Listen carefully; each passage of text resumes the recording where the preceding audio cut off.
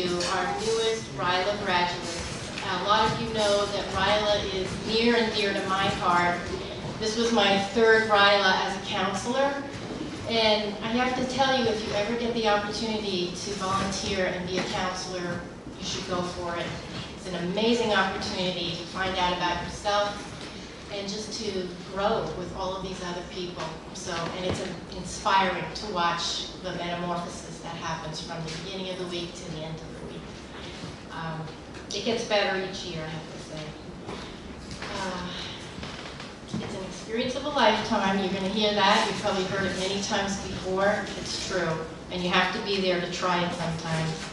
I get an email in January asking me if I want to come back and if I know of anyone who would like to volunteer.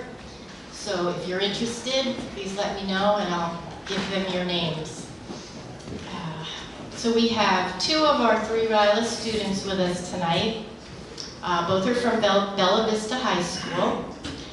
Please welcome Ian Newton and Christy Lincoln.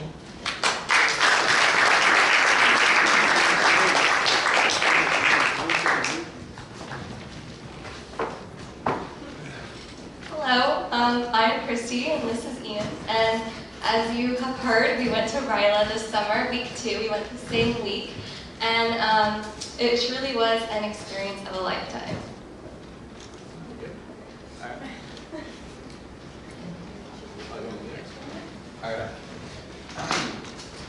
So at the beginning of the camp, well, before we actually went, they had us take a bit of a personality quiz to try and establish what kind of person we were. It's called Emergenetics, and it defines you by your thinking attributes and your behavioral attributes. The thinking ones are analytical, conceptual, social, and structural, while the behavioral are expressiveness, assertiveness, and flexibility. We're pulling it, hold up. Oh, I was pressing the wrong button, my bad.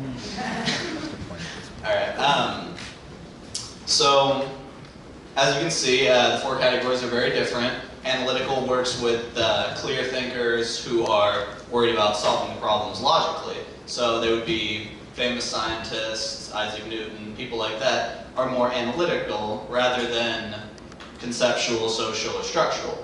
While many of them would also be very conceptual because that is being intuitive about ideas, imaginative, and being visionaries. That would include people like Walt Disney, who they were very fond of at RYLA. Social is people who are intuitive about people, socially aware, sympathetic, and what this doesn't describe is also people who care very deeply about the feelings of others. People like that would be any famous social activists, so Muhammad Gandhi, Martin Luther King Jr., Nelson Mandela. And then there is structural, which is probably my least favorite, but it's people who like to know what they're doing before they do it. They like guidelines and they like to be predictable. And then expressiveness is how you display your emotions and how vocal you are about them.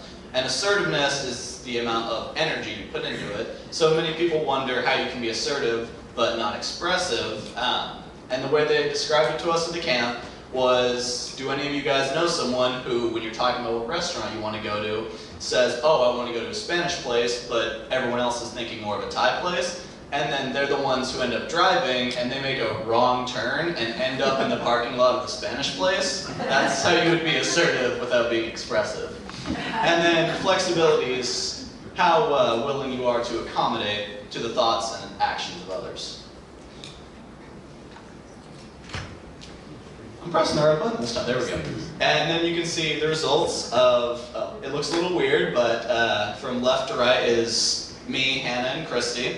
And you can see how we fared. You can see that we all are very analytical and to some degree conceptual. However, you can also see that I and Hannah are not very structural while Christy enjoys structure.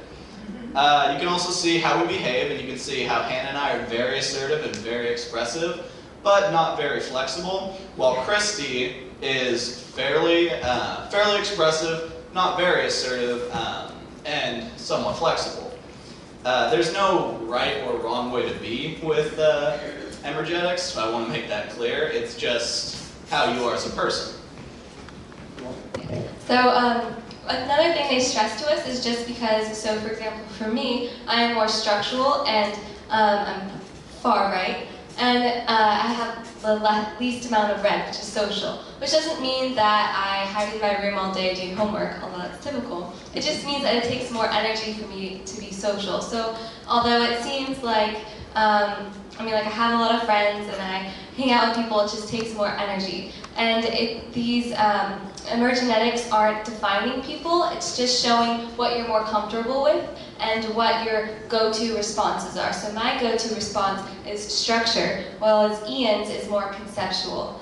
And it just kind of describes how people can have different personalities and still get along. So that was big because when you're at RYLA, you're with so many different types of people, and when we got to compare what our little charts looked like, everyone was completely different, and especially in our little groups that you'll see later, groups of about 10, like each person was their own self in each of our groups, so we got to see how different personalities interacted. Point it this way. There. All right. Why does it keep saying? There we go. You're all good. All right, and so now we would like to show you the teams, because when we first got to RYLA, they divided us up into groups, which shared a few people from each classification of person.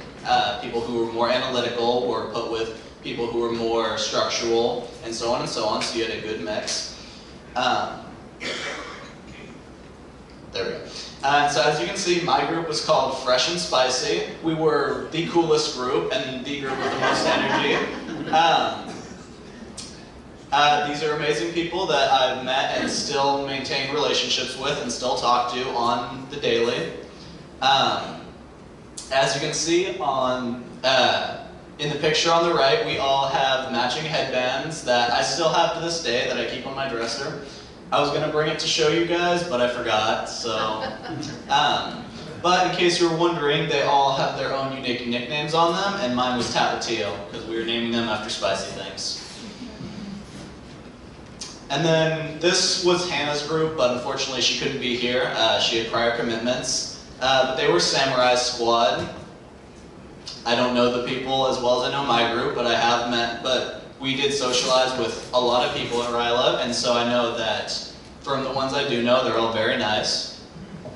Actually, one of these people goes to CASA, and it was very interesting because now I'm really good friends with him, even though he goes to CASA, and it's someone who lives close by, and I would have never met if we hadn't gone all the way to RYLA. And this is my group, Royalty, and this is the best group and the most energetic group. We had a really good time. We had all types of personalities. We had quiet, serious, jokesters. The guy in the yellow shirt on the right side, he basically said everything as a pun, which was very entertaining. We had a blast, and we all really got to know each other really well.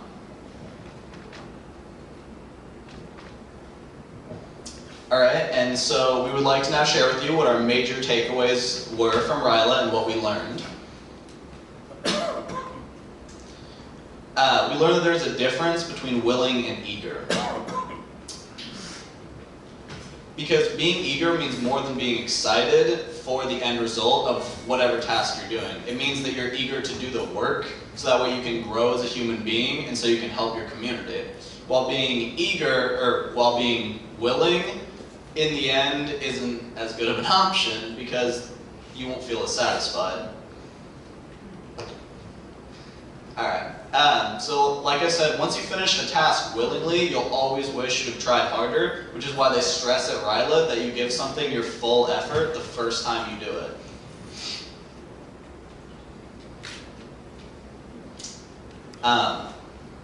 They also stressed at RYLA that it is important to give outstanding effort in everything you do because the only way to get outstanding results is through outstanding effort. While if you give fair effort, you'll get poor results, and if you give great effort, you'll get good results. But the only way to get outstanding results is with outstanding effort.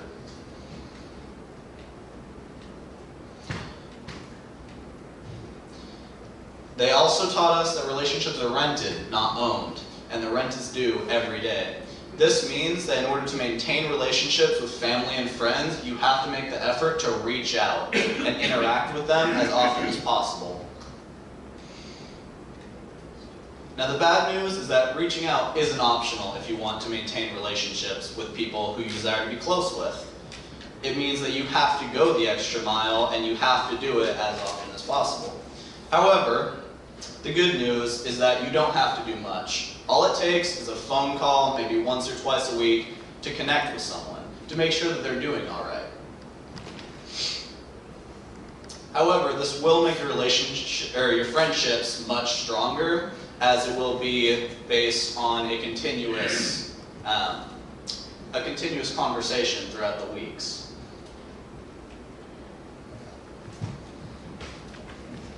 Another thing that they taught us really well is to commit to stretching yourself, and that the only way you can stretch yourself is by stepping out of your comfort zone. Because once you step out of your comfort zone, that's where growth begins. And especially doing simple things that are new or foreign. So even just like going to school a different route can be stepping out of your comfort zone and trying something new, and lets you grow and maybe become a little bit more spontaneous, especially for me because I am very structured. So doing things out of the ordinary. There we go. Every time you choose not to do something new, your comfort zone becomes smaller. So when you choose to stay within your comfort zone, you're limiting yourself and you're not pushing yourself to go farther, which really inhibits you after time. So especially in high school when you're forming your lives, and the habits that you choose to partake in really influence what habits you do in college and in your life. So when you choose not to step out of your comfort zone, you're inhibiting yourself, and you probably won't step out of your comfort zone in college and in farther down the road in life.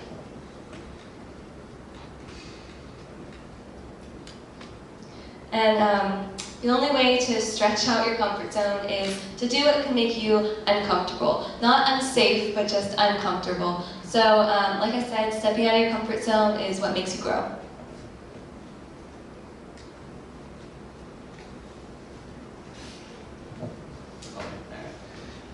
They also taught us, if it is to be, it is up to me.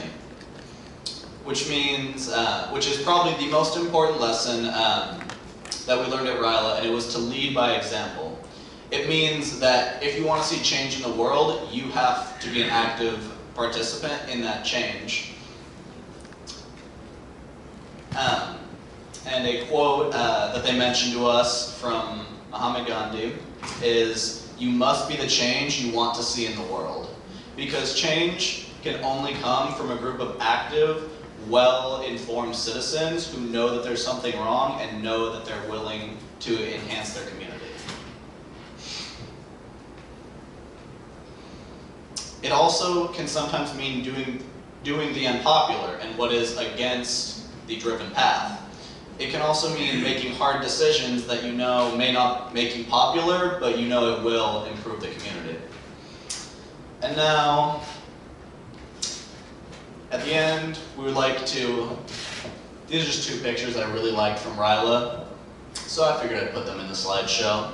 You can see Christy with royalty, with their face paint, and you can see the rowdiness of Fresh and Spicy during the Camp Olympics, which made me lose my voice on our second day, I think. By the way, Royalty got second place in Camp Olympics, and we only lost by 1 point. It was very close. And just quickly, one last thing that I personally learned really well was that everyone has their own story. So when we were thrown into RYLA, no one knew each other except some people who came from the same school, like Ian, Hannah, and I. But we were thrown into different groups with different people, and we hardly even got to talk. And one thing that we really learned is that everyone does have their own story, and everyone has their own perspective on life. So everyone has a journey that they took to get to where they are right now, and you can't judge someone based off of like one experience you had with them. So for example, if someone's having a bad day, they probably won't rub off on you the right way, like if they just got bad news or something. Whereas that's not their entire character. But if you judge them off that one experience and don't give them a second chance, then you'll never know how great that friendship could have been. So everyone has their own story and their own perspective.